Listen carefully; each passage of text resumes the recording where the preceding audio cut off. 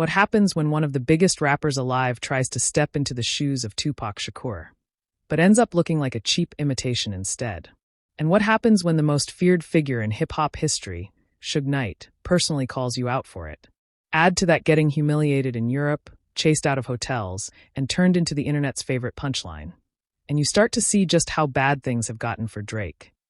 So today we're diving into the downfall of fake Pac, how he disrespected Tupac's legacy, why Suge Knight just went nuclear on him, and how fans around the world are making Drake's tour a living nightmare. Make sure you hit that like button and subscribe.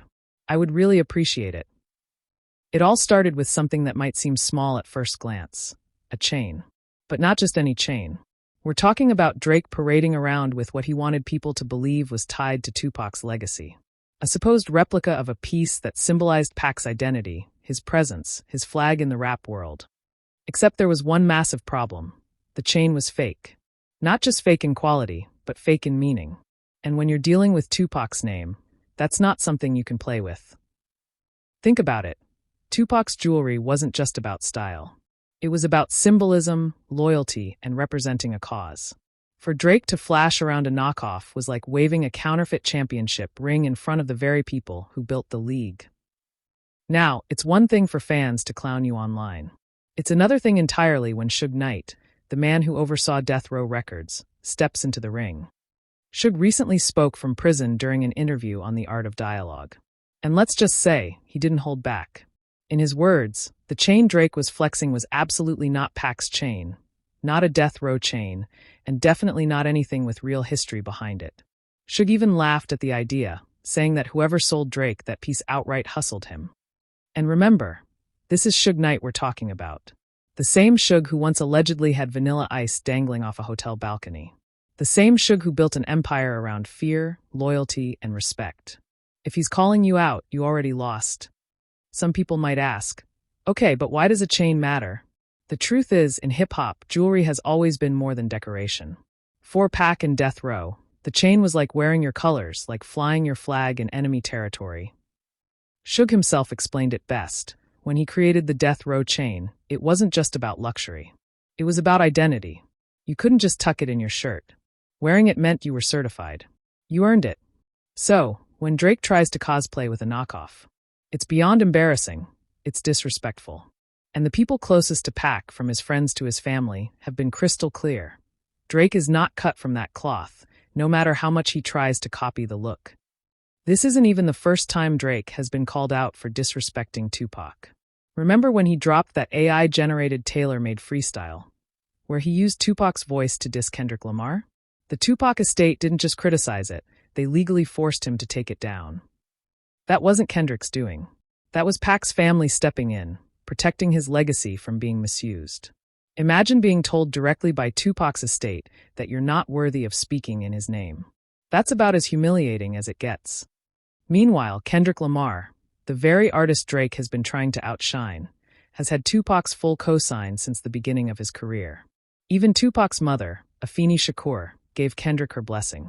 That's a stamp of approval Drake can never buy fake or force. This is where the story gets deeper. Drake wants to be seen as a cultural giant, someone on the level of Tupac or even Michael Jackson. But the reality is, when he tries, it backfires. Kendrick, on the other hand, doesn't have to try.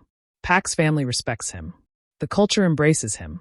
And when Kendrick drops music, people see it as an extension of hip-hop's legacy, not an imitation. So every time Drake reaches for Pac's crown, he ends up looking more like a caricature. What fans have started calling Supac. A knockoff brand of greatness. Now, let's shift from jewelry to Drake's current reality on tour. Because if you thought the fake chain Embarrassment was bad, just wait until you hear what's happening in Europe. In Copenhagen, Denmark, Drake faced one of the most humiliating moments of his career. Fans inside the arena started chanting Kendrick's diss anthem, "Not Like Us." His security tried to shut it down, but the damage was already done. Drake was rattled, and instead of moving past it, he doubled down, staging awkward meet and greets and trying to flex like he was untouchable. Except fans saw right through it. Now they're trolling him outside his hotels, blasting music, and creating viral moments at every turn. It's gotten so bad that Drake can't even stay in a hotel room without being trolled by locals. Imagine being one of the most famous rappers alive and still being treated like a comedy show by the very people you're trying to impress. Here's the real problem. Drake's reactions have made things worse. When fans saw how much the chants and trolling bothered him, they realized they struck a nerve. And in the age of social media, nothing spreads faster than a good troll. Now, every city he performs in is an opportunity for fans to push his buttons. Every hotel stay is a chance to get a viral clip. And Drake himself gave them the blueprint, because he showed just how fragile his ego really is. Instead of owning the moment, laughing it off, or flipping it into a win, he's been sulking, reacting, and proving exactly what people already suspect: that his throne is slipping, and he knows it. And here's the irony. Drake doesn't just want to be seen as Tupac, he wants to be Michael Jackson too. That's why he staged fan meetups, tried to create Beatles-level hysteria, and positioned himself as the ultimate superstar.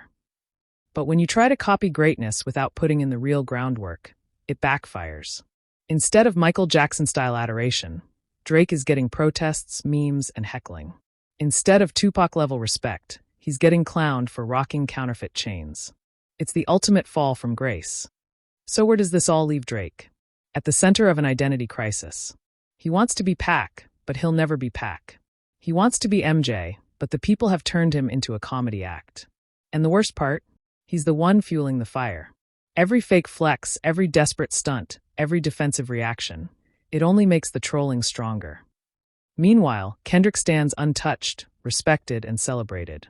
Pac's family rides with him. The culture rides with him. And that contrast makes Drake's situation look even sadder. So maybe the lesson here is simple.